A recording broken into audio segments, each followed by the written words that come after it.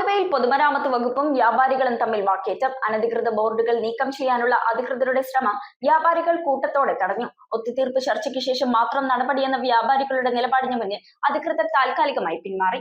ആലുവ നഗരത്തിൽ പൊതുമരാമത്ത് വകുപ്പ് ഉദ്യോഗസ്ഥരും വ്യാപാരികളും തമ്മിൽ ശക്തമായ വാക്കേറ്റം. നഗരത്തിൽ അനധികൃതമായി സ്ഥാപിച്ച ബോർഡുകൾ നീക്കം ചെയ്യാനെത്തിയ അധികൃതരെ വ്യാപാരികൾ തടഞ്ഞു. ഇതേ തുടർന്ന് പ്രദേശത്ത് മണിക്കൂറുകളോളം സംഘർഷാവസ്ഥ നിലനിന്നു. ഒരു മുൻകൂട്ടി അറിയിപ്പും നൽകാതെയാണ് പൊതുമരാമത്ത് ജീവനക്കാർ ബോർഡുകൾ പൊളിച്ചു നീക്കാനെത്തിയതെന്നാണ് വ്യാപാരികളുടെ ആക്ഷേപം.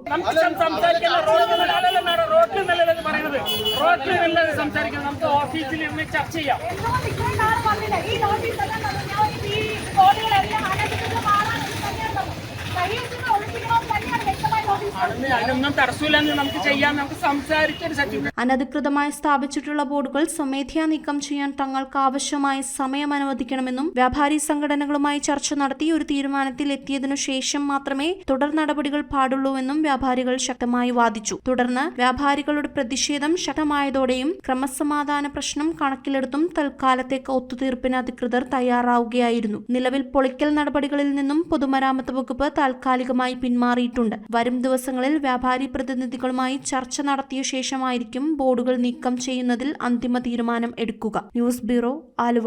റിങ്ങുകൾ 1 ഗ്രാമിൽ തുടങ്ങുന്ന മാലകൾ, നെക്ലസുകൾ 9,000 രൂപ മുതൽ ഡയമണ്ട് നെക്ലസുകൾ 1 ലക്ഷം മുതൽ ആരംഭിക്കുന്ന വെഡിംഗ് സെറ്റുകൾ. കൂടാതെ നിങ്ങളുടെ പഴയ സ്വർണത്തിന് ഏറ്റവും ഉയർന്ന മൂല്യവും മഹാരാജ ഗോൾഡ് ആൻഡ് ഡയമണ്ട്സ്